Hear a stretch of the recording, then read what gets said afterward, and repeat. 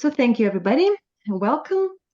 Good evening for most of us tonight at this call. And of course, if you're watching it later, so good morning or good afternoon. This is our monthly webinar session with Noble Manhattan Europe. Noble Manhattan Coaching is the leading European coach training company, which actually just received an international award of Best Company of the Year. Yeah. So tonight's topic is on the subject of coaching children and coaching adolescents. Our guest tonight is my wonderful friend, Ian Jefferis.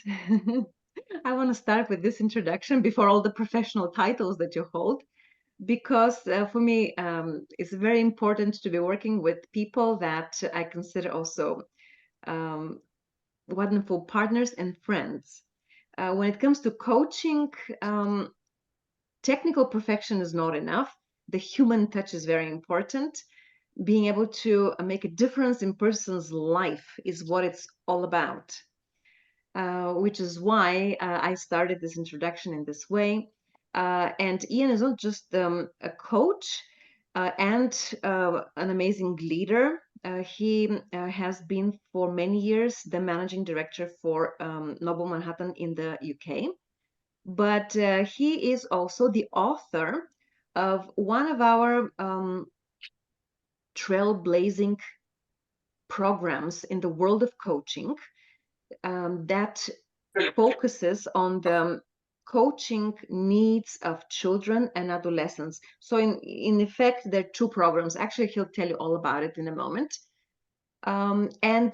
These programs are truly innovative and trailblazing because they're not just opportunity to train as a coach, but an opportunity through the knowledge that these courses impart to be able to make you effective in creating change and making a difference in the lives of the upcoming generation, our children, our young people, our teenagers, adolescents, who will be the future, basically, of whatever country they come from. And also our personal families. Whoever has children, you know the feeling. So being able to make a difference in the lives of those members, both of our families and our society, is very vitally important. So I'm very happy that we can hold such a meeting and can talk about these important issues. And I'm especially happy that Ian Jefferis has agreed to be our speaker. He's also, so Ian, when you introduce yourself, you can tell a few more things about it, but you're also a father and a grandfather and a coach and an educator, and you have huge experience with all ages of these age brackets that we're talking about. So thank you for being here, and I'm passing the mic to you. Catherine, thank you very much indeed. I hope everybody can hear me. If not, please let me know, and I will bring down my boom mic that half covers my face. Anyway, thank you very much indeed for such an accolade. I just have to correct you on one little item, in that I wasn't actually the author of the Noble Manhattan Adolescent and Child Coaching program. However, what I have been is I've been the lead developer. And so therefore I've worked with the author in order to massage what they had into what we have in order to produce the program. And it was my delight that we've actually achieved it. And we've got a very credible solution, arguably unique, but then everybody will say that. However, what is important at this stage is that adolescent and child coaching are different to adult coaching, particularly because adolescents and children don't have the life experience of adults. and there are other reasons as well, which I will come on to. However, I'll just share my screen and we'll start a presentation. So I shall disappear up into a small box in the top corner, and hopefully you will be able to continue to hear me.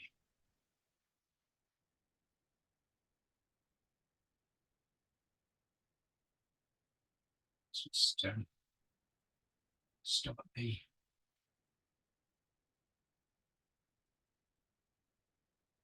that one. Start there. Good, excellent. We've always got to start with an introduction slide, so there we go. Core life skills for teens and children, a coaching solution. I'm the presenter. All those lovely initials after my name are very important to me, mainly because I failed my degree at university and thus continued with a bachelor's through while I was working. The same went with my master's. Member of the Institute of Leadership, but I just walked into that, fortunately, which is one of the great things about having a Noble Manhattan Coach diploma. And I'm an accredited practitioner coach. Very important to me that I'm an accredited coach. Anybody can call themselves a coach. Not everybody can call themselves an accredited coach. Now, I know that Catherine's a master coach, many ranks above me, but it's the fact that I'm actually being accredited. I abide by the rules of the International Authority for Professional Coaching and Mentoring, and they are a great body. Anyway, introduction. It's always nice to start with something that I know something about, and that is about me. So hopefully I won't bore you. I shall keep this very short, but actually it is quite important. I grew up, obviously. I grew up in a boys' boarding school for 10 years. So my outlook on life was very one-sided. And I then went to university to learn all about life, girls, and things like that. And after 2 years, they threw me out because I wasn't very good at the academics. But I was already in the Royal Navy, a military person, because I wanted to fly helicopters. And indeed I did. And I retired from the Royal Navy after 25 years. I then went into retail, high street retail. I had a print shop. I then started, I then took on a school uniform shop, because school uniform in the United Kingdom is very important. It produces that sense of belonging. It also makes it very easy for children in the mornings, and easy for parents, because they know exactly what they've got to wear. And that, of course, is quite useful.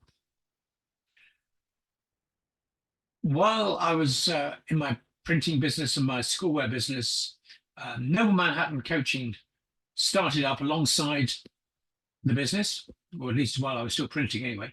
And I was introduced, or Gerard O'Donovan, I walked into my shop to get some printing done, and that's how we met. Since then, I've been printing a lot of Noble Manhattan stuff until 2013, when they changed the model to the master distributorship. And I then took on, in 2015, the master distributorship of the United Kingdom, which I have recently retired from, but I have retained my capacity as the lead developer for the Adolescent and Child Coaching. That is the bit that I really enjoy. I'm now in my third career, and perhaps that is the one that I love. That is the one where I find I can help people. I can help adults, I can help children. And that to me is incredibly important, because more and more it makes me realize that we have got to support them for their future, not our future, but that might come into it, because they're the ones who are going to be making the decisions. And we don't know what that future is going to hold. So we can't prepare them to work in a particular job, perhaps, to run a family in a particular way, because it depends how that future turns out as to how they're going to do that. So realistically, the only thing we can do is to give them the core life skills to be able to cope. So one of the best ways of doing that is through coaching, and I'll come on to that. So during the webinar, we'll look at the differences between child, teen, and adult coaching. I will introduce you to the other subject, the subject perhaps that dare not speak its name, because it is not academic. So if we've got any teachers in the room, sorry, but this is about core life skills. This is not about maths or language or history or geography. It's about core life skills. And after that, I will then briefly talk about Noble Manhattan's Adolescent and Child Coaching Program. And hopefully, if I have stopped in time, there will be time for questions. If I don't stop in time, Catherine, you are to stop me, as we're going to have some questions. Okay, so differences between child, teen, and adult coaching. Well, it comes as no surprise to any of you that children and teenagers do not have the experience of adults. So if you go about coaching in an adult way, just asking the questions, using all the levels of questioning, watching their reaction, and things like that, you'll get some way towards helping them, but not necessarily all the way. And it's important to know where they are coming from.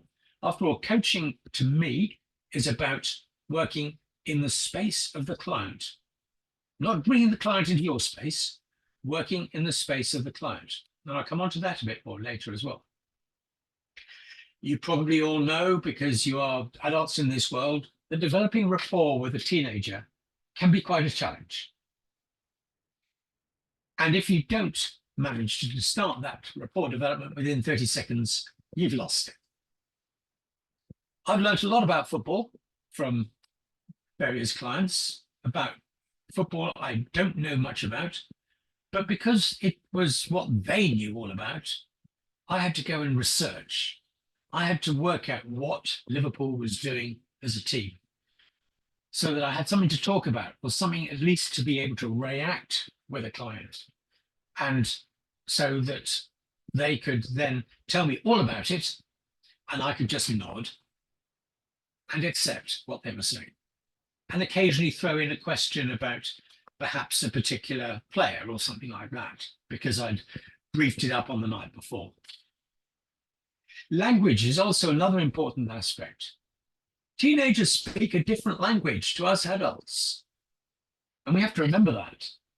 Indeed, when we were teenagers, we probably spoke a different language to our parents. And so in English, when a teenager tells me that something is sick, he's not telling me that it's no good.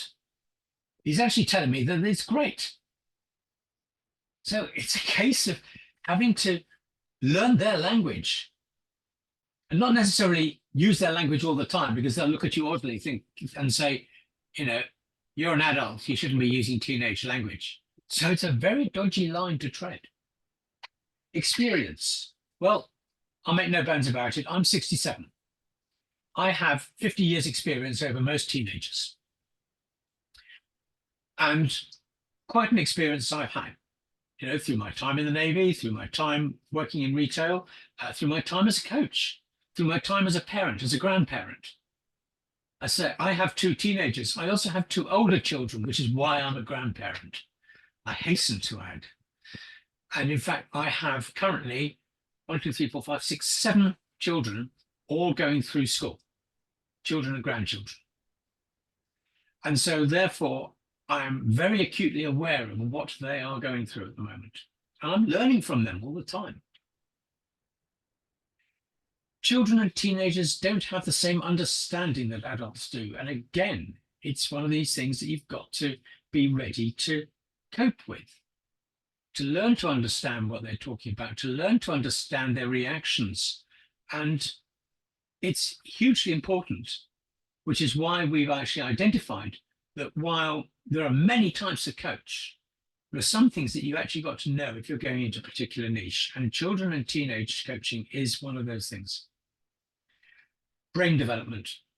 Now, if we've got any psychologists amongst us, then please correct me if I get my simplistic view incorrect.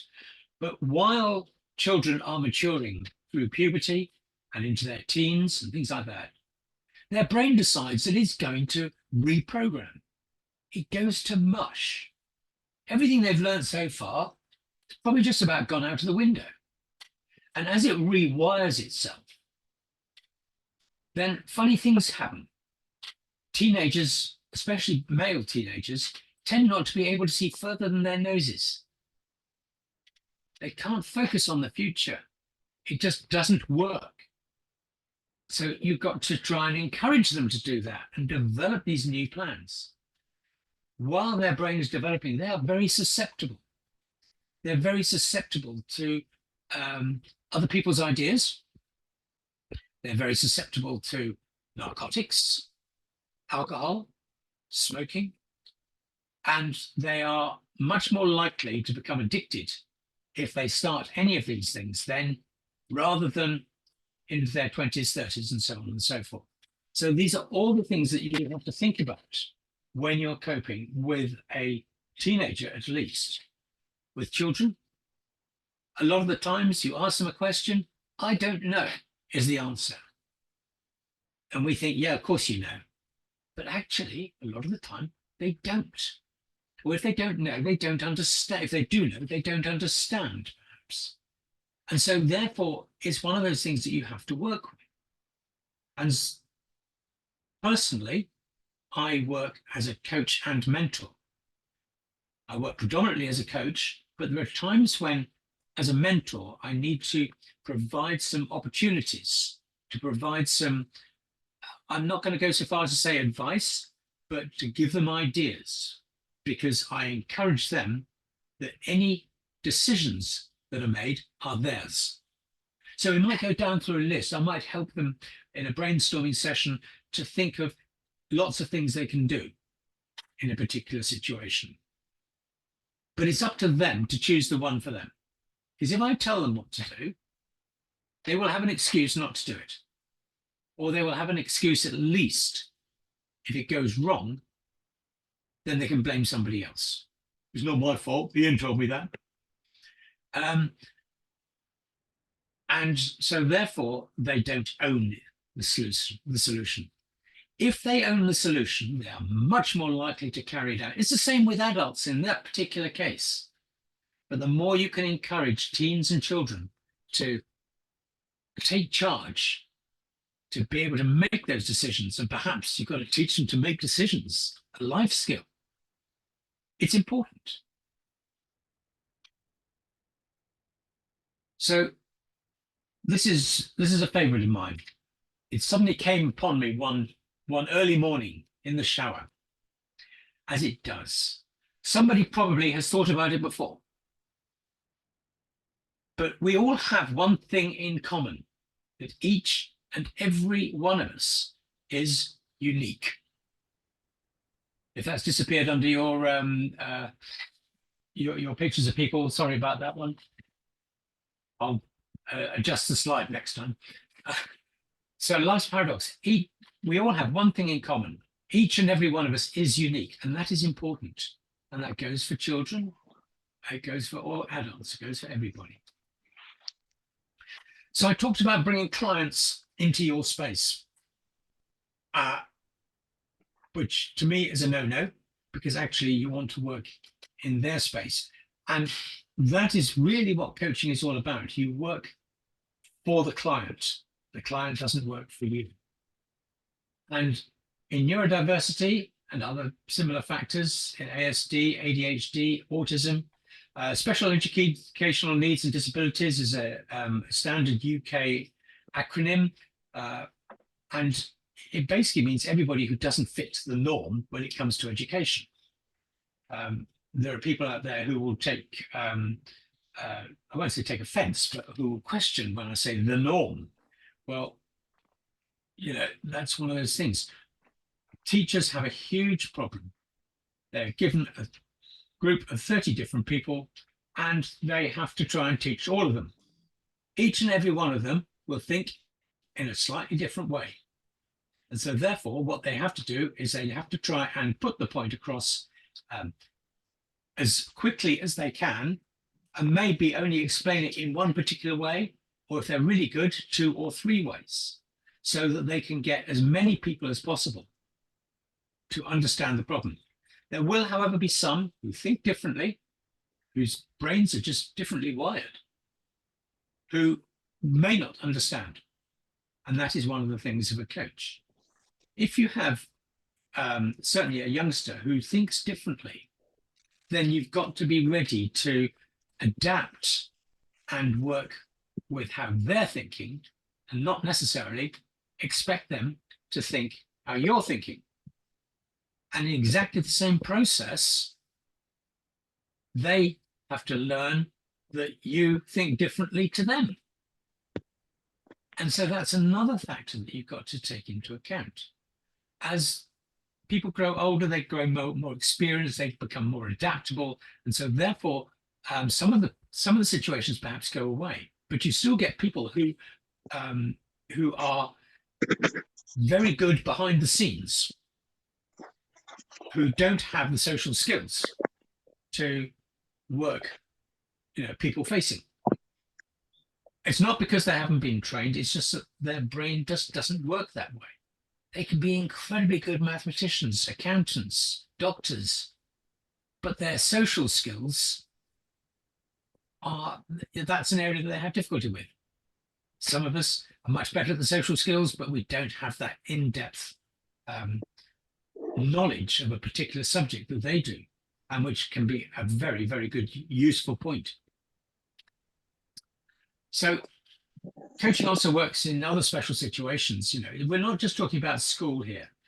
Education other than at school, that's another UK phrase.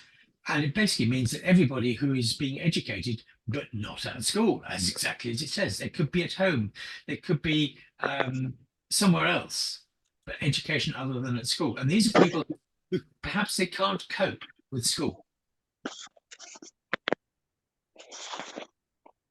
So that is one of the areas. Tutoring, homeschooling comes under that.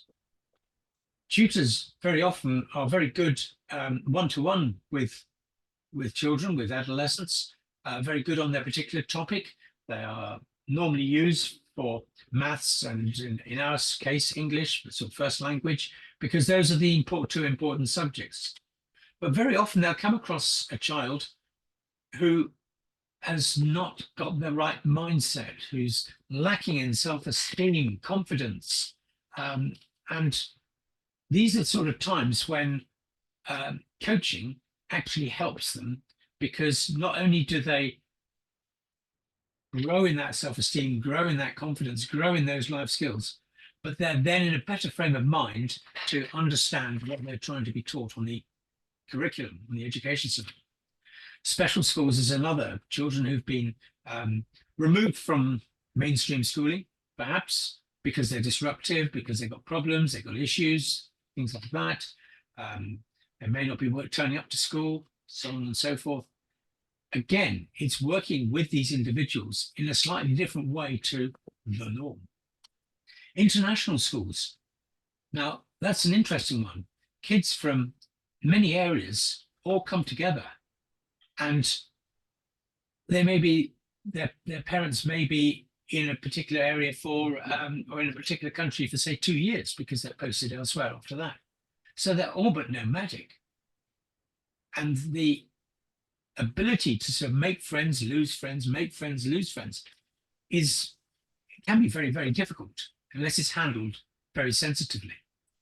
So it's another area of sort of trying to help these children sort of break into friendship groups, break into understanding how a particular school works, having just had to leave friends that they've made over a year, 2 years, 3 years, and then have to make new friends in a new area, new culture, and everything like that. It is difficult.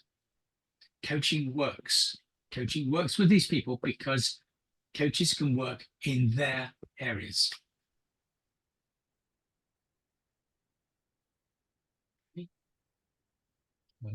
So where is my... That's an interesting one.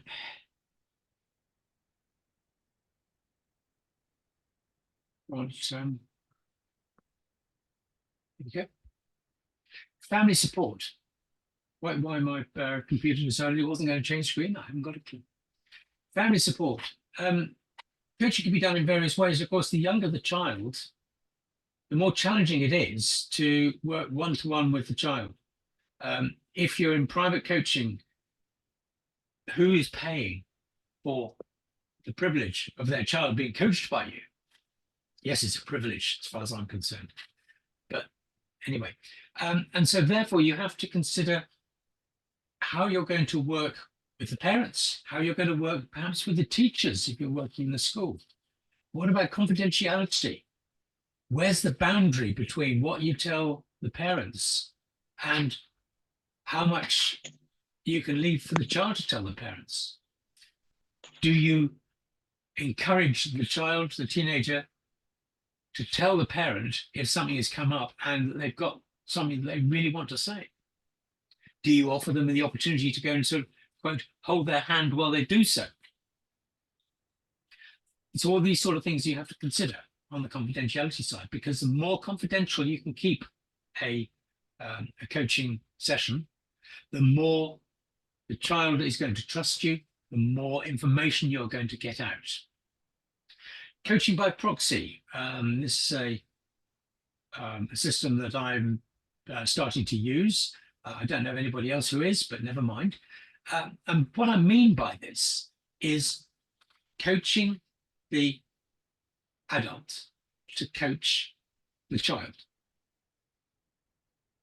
So therefore, it's a bit of a one-sided view. But on the other hand, if the child won't come to coaching, it's an opportunity of helping the parent, helping the adult, helping the teacher, or even adult to adult in some cases, is by working with somebody else, you can help them, and it's more mentoring, I suppose. You can help them to help others.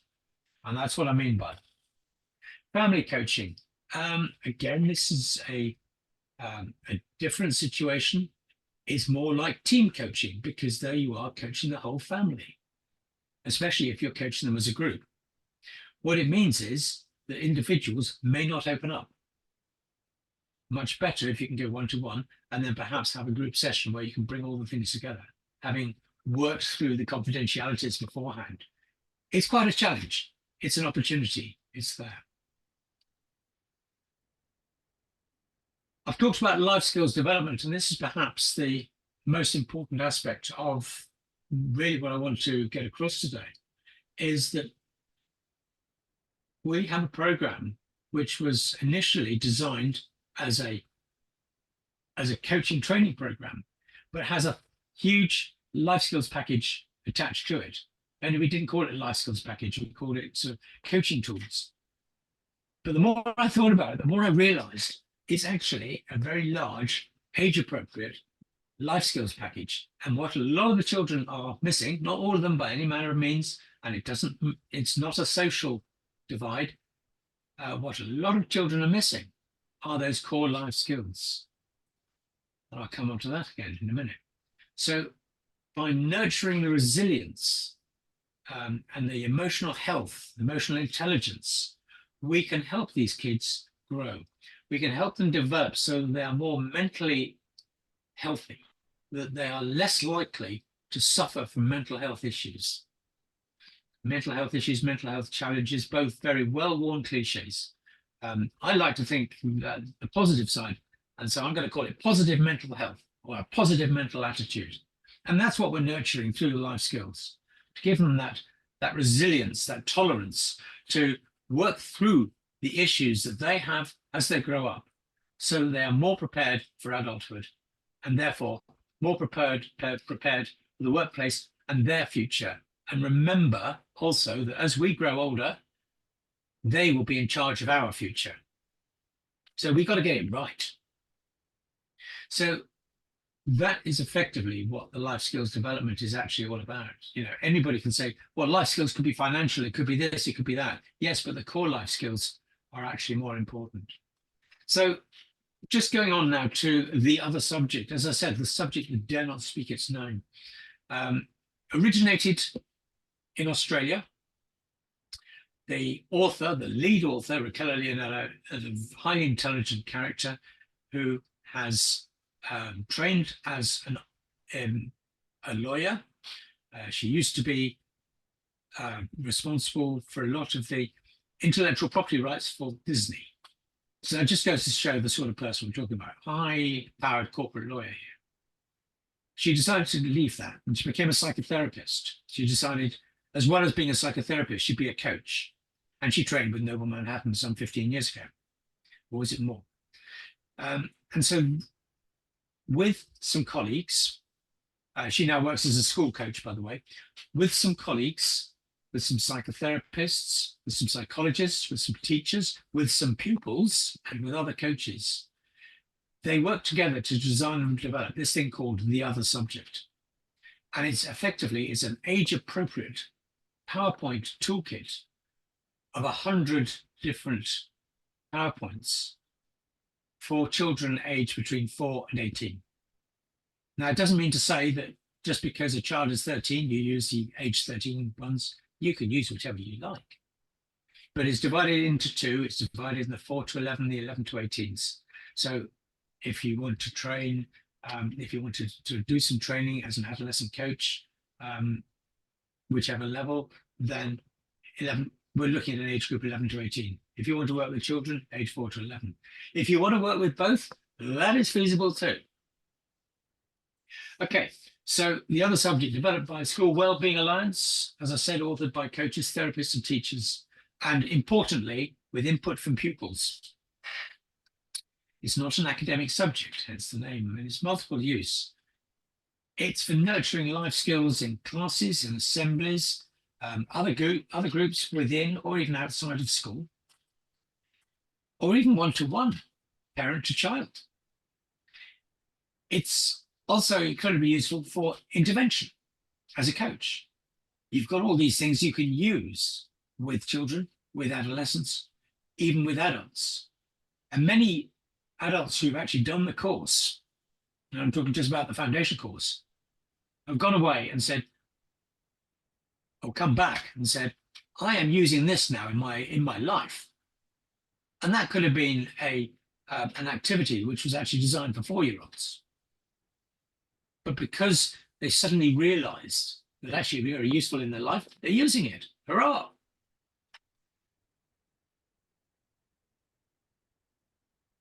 It's formulated in 8 modules.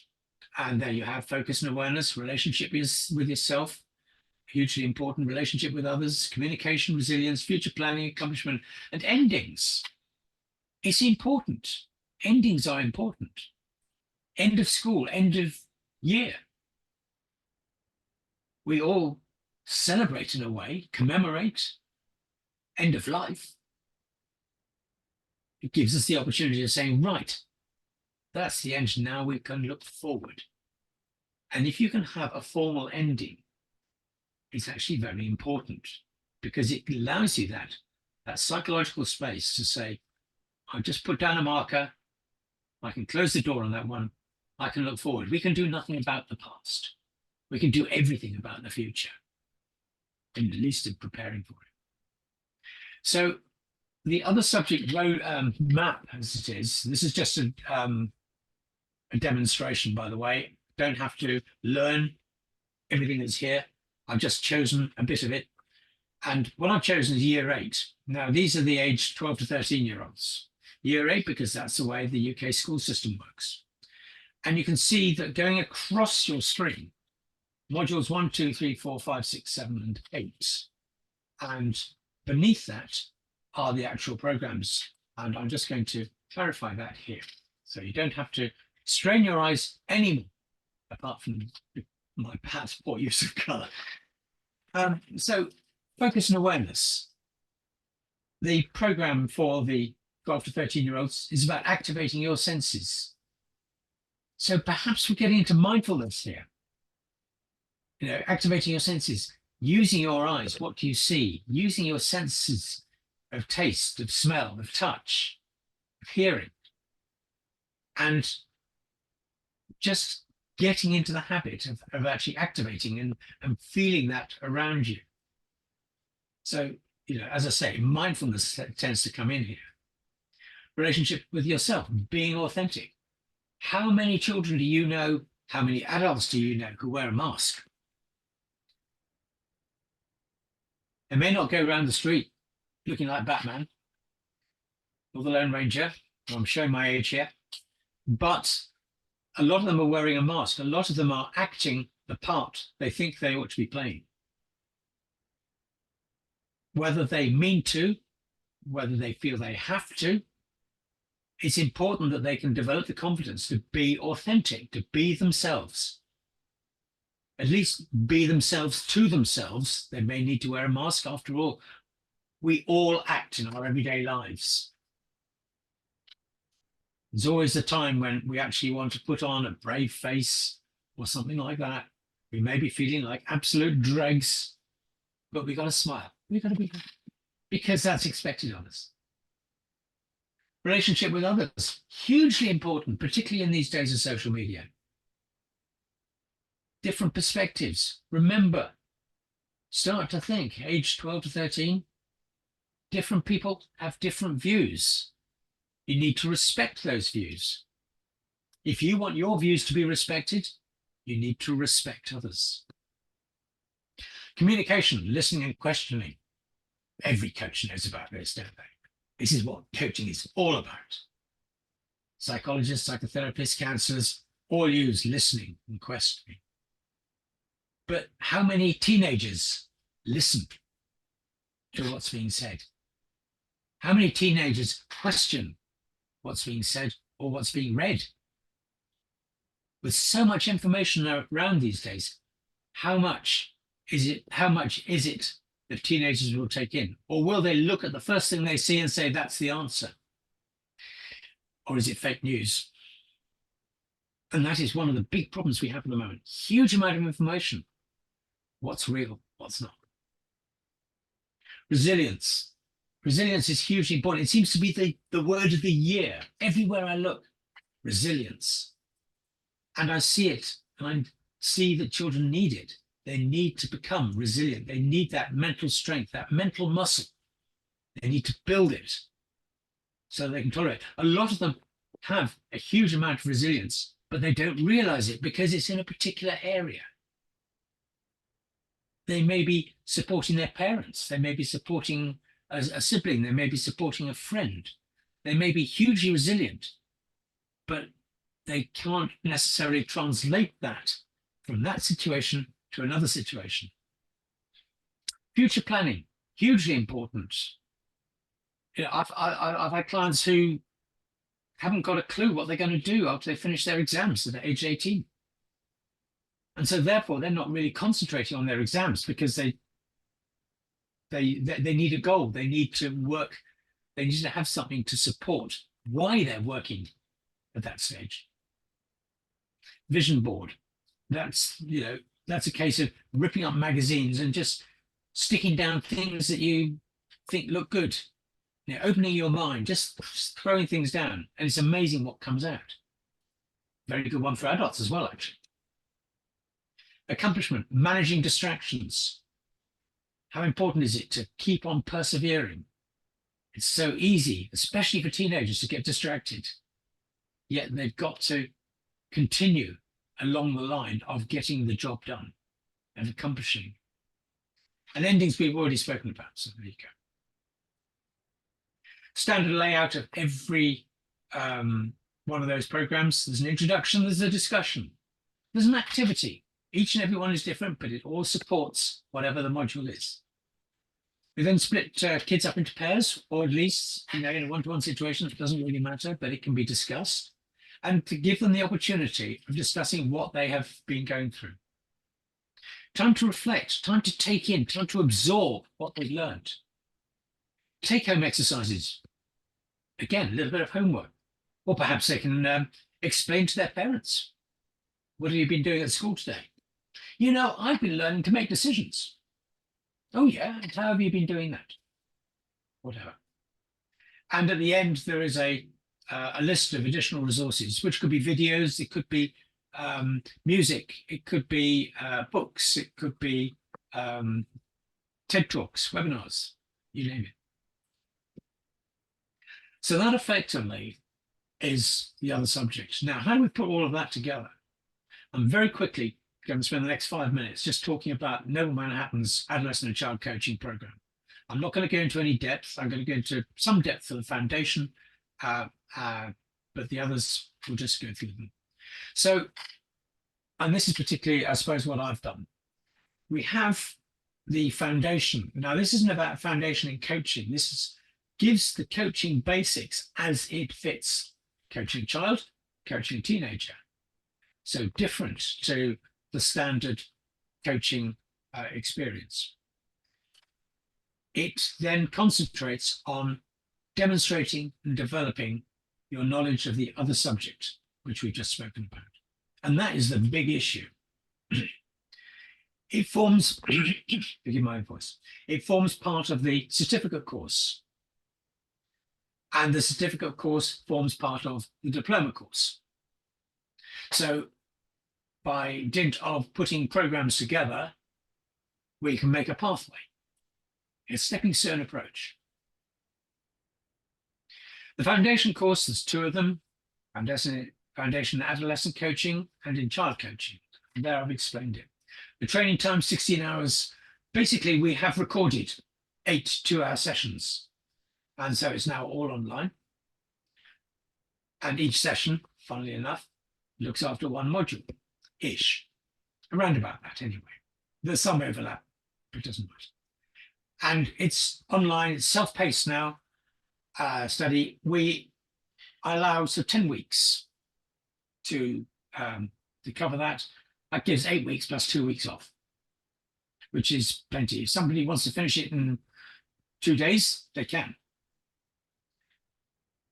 But that's the pre-recorded webinars. It's accredited with the International Authority for Professional Coaching.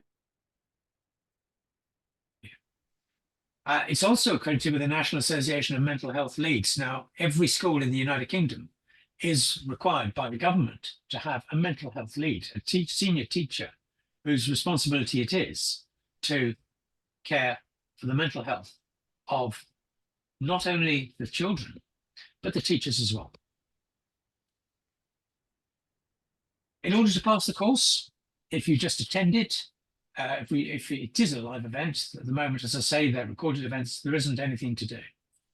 If it's a recorded event, then we require you to write some reflective notes for each module. And there are 2 reasons for doing this. One is it gives you or whoever, the delegate, a chance to look back at what they've just learned and write it down, and that way consolidate it in their memory. It also allows us to see that they have actually read, listened to, and learnt what that lesson has been about. Because otherwise it'd be very easy to say, yeah, done that, ticked it, without actually going through it. Or having it on in the background while you're cooking.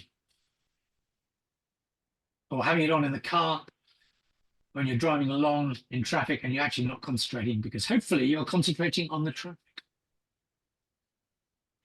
And if you go on to the certificate course or the diploma course, then you are required to provide the reflective notes for the foundation anyway. And the course takeaway, certificate of completion. You also get, or can get, you either get a summary, where you all get the summary of each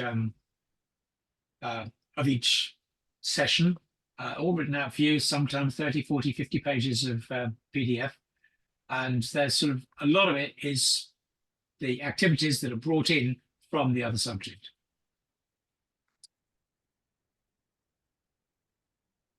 You also get a training manual online. And as I said, there's 8 modules, and each module you've got a video and you've got an audio. You've got the session summary notes, which I've just spoken about, and the other subject supporting tools. So within each session, there's 8 other subject tools. And there's an on-call tutor. And you might recognize the name. It's me. And we do 3 live tutorials. We do a start, we do a middle, and we do an end. And this means that we can be incredibly flexible about when people start. And preferably they're starting groups of two or more, because then they can work with each other. They can do some buddy work. They can keep people going. They can keep each other going. Because sometimes it's very difficult to keep going when it's only you. So we're there. And of course, as I say, while I'm not the world's expert at this, and I know who is, I have probably been through it enough times that I can answer 98% of the questions, which is why I'm perfectly happy to call myself a tutor. But who's it for? Anybody who supports children or adolescents. It doesn't have to be teachers, support staff, other school staff, parents, grandparents, friends, other family members, other people helping you with your children. Or if you're working with your grandchildren, it's even better because you've got the opportunity of supporting your children by helping them to do this without so much as treading on their toes.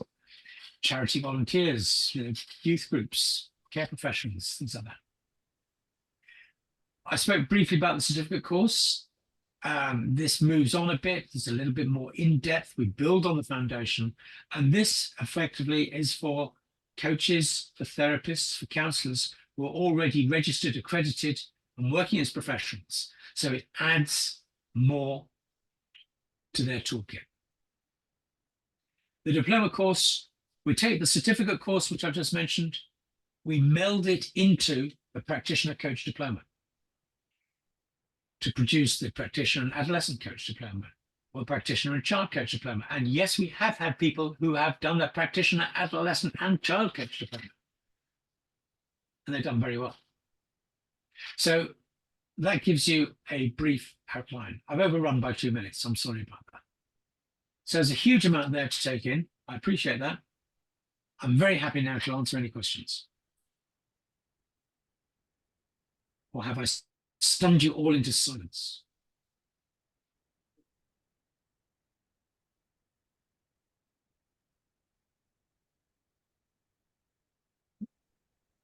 Maybe I can ask one of something that comes to my mind.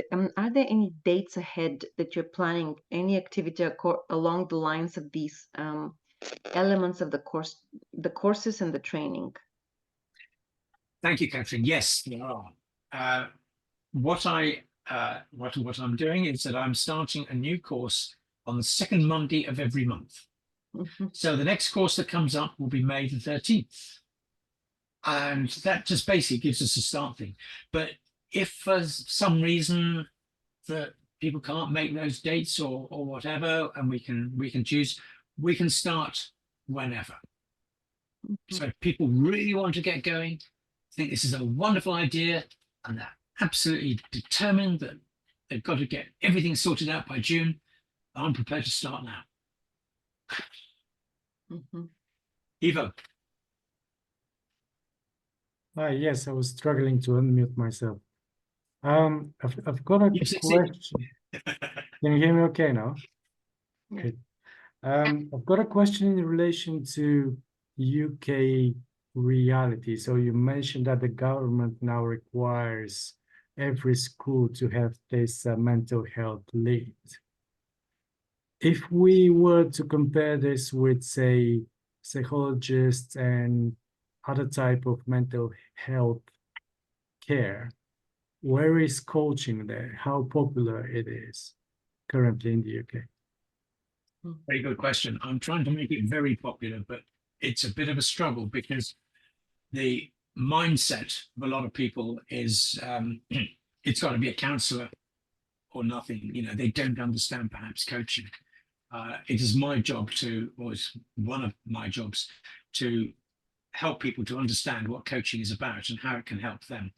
The mental health leads will almost invariably be teachers who know very little about what is available for them. Hopefully they have access to counsellors, and some of them have access to coaches.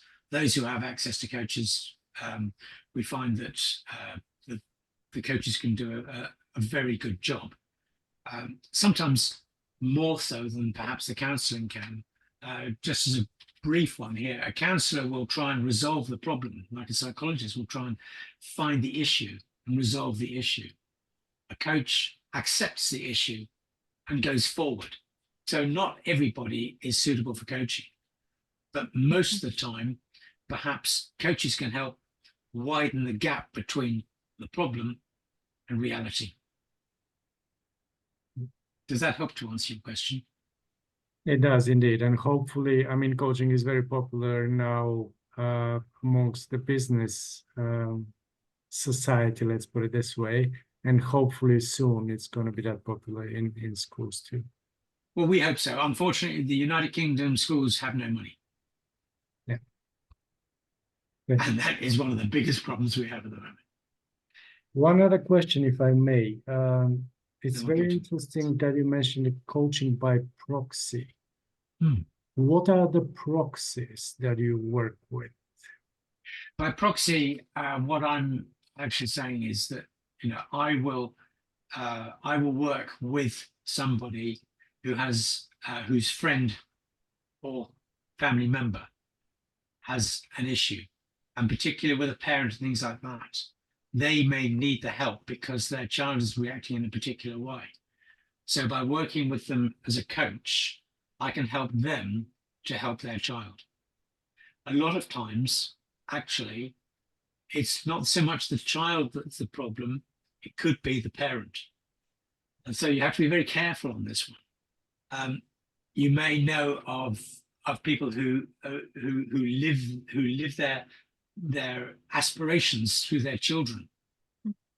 There have been programs on the television in the United Kingdom about sort of the American circuits where these mothers, normally it is the mothers, these mothers are so determined that their child is going to be the top of whatever, that actually the child has no option but to go along, but they're not happy about it.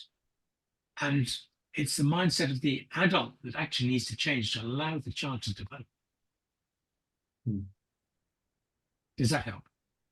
It does indeed. And I'm assuming also it could be teachers, mentors, everyone who is around that particular client. Yeah.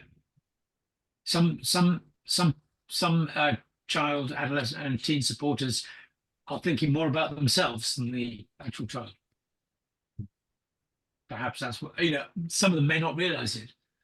Some of them may realize it only too well, but they're determined to do it.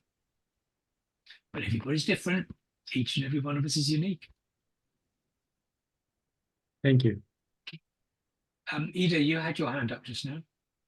Yes. I was wondering about pricing.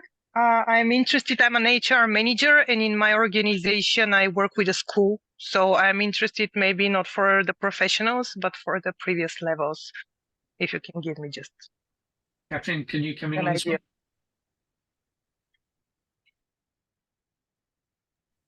one? Okay, so thank you, Sveta. If you would like to join the foundation course. This is Ida. Sorry? It's Ida's question. Oh, sorry. Yeah, we couldn't figure out. I see the hand up, so all right. So if you would like to join the foundation course, the standard price, which includes the course curriculum plus 3 practical masterclass sessions where you can consolidate some of the coaching elements of the course, is €950. However, we're doing a promotional offer till the end of April, which for some elements of the South European community, like Bulgaria, we celebrate Easter right now. So this is our Easter offer, a little bit extended. I know many of you celebrated Easter a month ago, but so this is our Easter offer that we give €200 a discount if you sign up before the end of April. All right, thank you. So it'll be 750. Thanks. It's better. Yeah, thank you. First of all, very, very engaging session. Thank you for that. And I'm happy that I joined. Definitely worth it. So I'm thinking I'm a mother of two, and it's the favorite thing I do because I'm in business, obviously. Apply my coaching skills with my kids. And now when I listen to you, I realize the potential. And everything starts with the good intention. But the good intention is that, like, coach is good intention. And then the question comes, how do we convince the parents why the parent should trust the coach and delegate, or trust is the right word, to start working with the kid? To me, this is the key question. That's a very good question. How can you trust anybody for whatever reason? I suppose it is it is easier to consider an adult trusting another adult, but if you're an adult trying to trust another adult with your child, that can be quite tricky. I think the only thing you can, I mean, in the United Kingdom, we have a system whereby people who are working with children are necessarily checked out to ensure that they have not that they've not been in trouble with the law. I think is probably the best way of putting this. For whatever reason, there's no criminality, and they certainly haven't been identified as people who are dangerous to children. I don't know whether you have the same similar sort of system within your country. It may be worth looking into. The other aspect is it is trust, and also what you've also got to be aware of is that working with a child, certainly working with perhaps a young adult, it can be very difficult to ensure that that the child is not going to say things that didn't happen and put the coach in a very difficult situation. This is another aspect. The coach has got to look after their own safety. I think a lot of it is about trust, and a lot of it is about where can you undertake these sessions. If you can work these sessions in a public place, perhaps, or in a particular office where there are other people. I think this is where your question was coming from, or the other aspect is online, so you don't have that physical concern. Does that help answer the question? Yeah, in a way. Yeah, thank you. Yeah, you're giving me perspectives which I didn't think of, by the way. Okay. Yeah, no, because in Bulgaria regulation is not the same. Definitely, is different.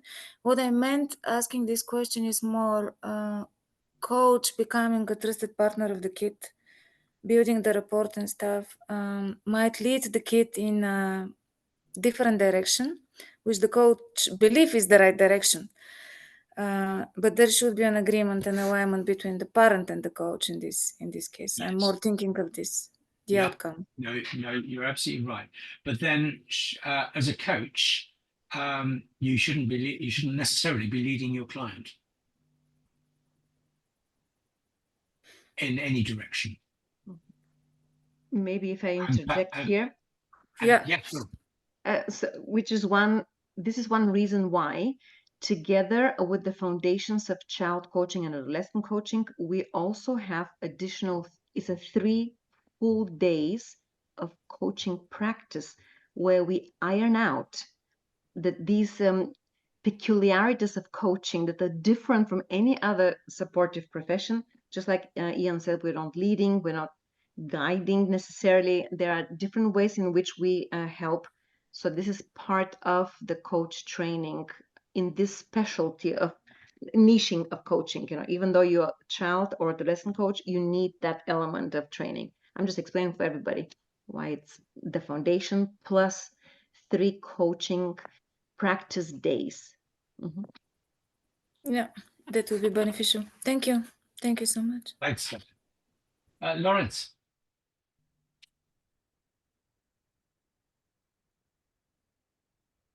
Yeah, Can you hear me?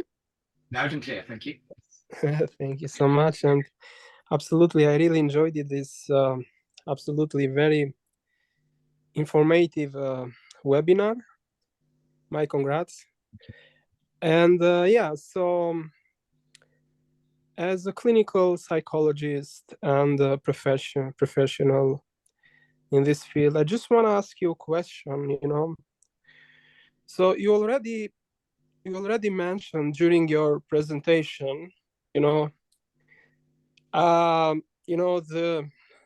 say the neurodegenerative disorder, like, ADHD and some other related issues. So I'm just wondering, how can we correlate, coaching as a powerful tool and utilize it to, let's say, children suffering or struggling, kids, let's say, struggling with those issues, and how can we relate coaching to, I don't know, to psychotherapy or therapy in general, and how can we both integrate them as a great, powerful tool into the system, workplace, to the education workplace and educational system. So this is my idea out of my curiosity, because I'm trying to, combine my experience, share my experience with you.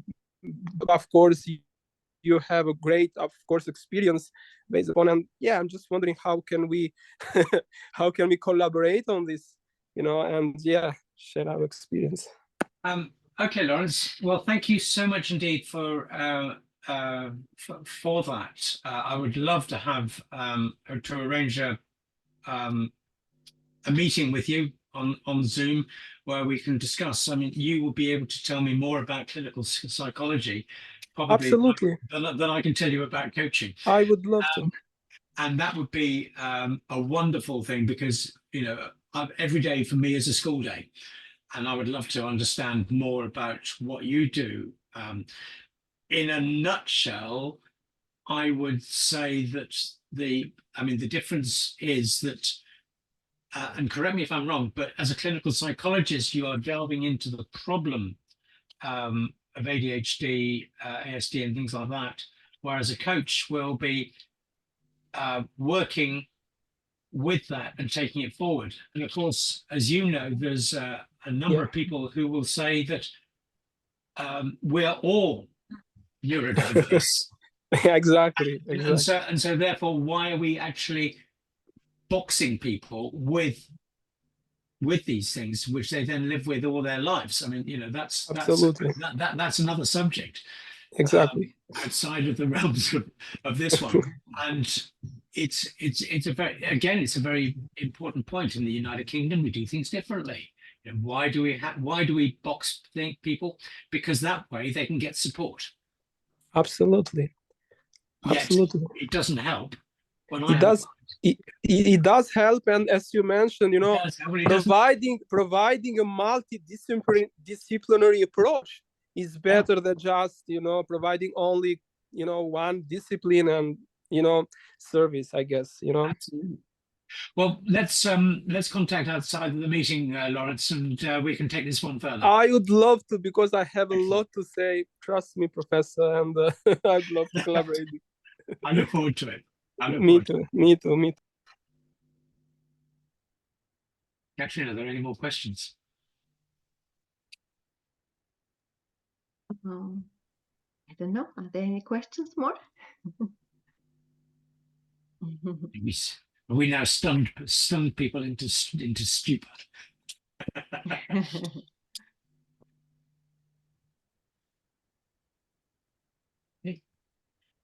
Just out of curiosity, since, of course, the subject was on child and adolescent coaching, some of you asked about the actual course prices and stuff like that. So I'm not sure how many of you are aware that this weekend we are holding a rather significant European edition of a coach training program, Novel Manhattan Coaching Experience, we call it. It's on Friday, Saturday, and Sunday. It's a bit actually late right now to register for it. those who are registered, they're registered and they're attending. Like some of you actually on the screen, I know that you're participating this weekend. But for others of you who might be curious how it feels to have coach training with Noble Manhattan, how many of you would be interested to potentially be invited for free? I'm talking about to attend the opening session on Friday at least, and you can see the group, the type of people from around Europe that are gathered together, and how we approach the issues of coaching. You'll meet Gerard Donovan, who is the founder of Noble Manhattan, and he's also the trainer on day one on Friday. So let me know so I can send you the link. It's not published. You can't just log in. You have to be invited. It's a closed training. It's a paid training. But if you're considering, for example, becoming a child coach or adolescent coach and perhaps training with Noble Manhattan on that, this might be an opportunity for you to meet the company. It just happens to be the same weekend as this webinar. It's coincidental completely, but it's happening. And of course, Ian and I have offered you the opportunity to join the foundation in child coaching or adolescent coaching with €200 discount till the end of this month. So let me know if you would like to attend. But let me know tonight, don't take too long to think. Sometimes time passes really fast, and so do opportunities, by the way, if you haven't caught on. So yeah, it starts on Friday morning, so it'll take time to send you the link. So let me know tonight. And how do you let me know? Well, you received an invitation for this webinar, so you have an email that I have reminded you and contacted you. So looking forward to hearing from you. And so I guess for those of you who will be starting with Ian, the starting date is the 13th of May, right? The next course. And otherwise, we hold these open webinars on coaching every month, and it's always the third Wednesday of the month. So technically next month, it should be the 15th of May. However, in May, we have a lot more webinars than just one. So we will send you a separate email to give you all the dates of the webinars in May. We're doing together with the International Authority of Professional Coaching and Mentoring Coaching Week. And we have extra webinars on the subject of coaching prepared with not just Noble Manhattan, but the global community of the International Authority of Professional Coaching and Mentoring. So if you're interested, keep looking for your emails for the announcements, and I hope to see you at some of them. Rania, are you raising your hand or saying goodbye or thank you, or raising your hand? I'm raising my hand actually. Okay. Thank you very much for the interesting presentation. I would like to ask about whether you could email us information about the PACD also, pricing, etc. For the diploma, course. Mm-hmm. Okay. You could email us. Yes. Mm-hmm. Okay, thank you. Okay. Thank you. Right. Anything else? Now is your chance to ask Ian. I will invite him again, but for tonight is your chance. We'll have him again, obviously. Eva has her hand up. Mm-hmm. Yes, hi Ian. Hi, Eva. Thank you very much for your time and for this really interesting webinar. And it was great to get some introduction into adolescent coaching, which I'm particularly interested in. And I'm sorry I was a few minutes late at the beginning of the webinar, so maybe you share this information. But my question is, from your experience, do you mainly coach adolescents online or on-site? Very good one. Personally, online. Others, on-site. Mm-hmm. And that is because there is more call for coaching in the London area and I live several hours from London. So I work online, and I find it very useful to be able to work online. I don't seem to lose that much understanding of the of my client's situation. Okay, great. Thank you. Yeah, that's right.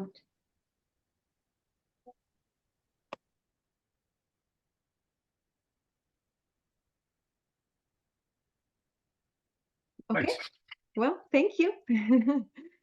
Thank you so much for being here. And thank you, Ian, once again for the wonderful presentation and interesting information you always share. So looking forward to having you again as a speaker. Well, thank you very much. I've enjoyed it. I've enjoyed meeting you all. Thank you. Thanks. Bye. Me too. Thank you. Bye. Thank you. Bye-bye. Bye.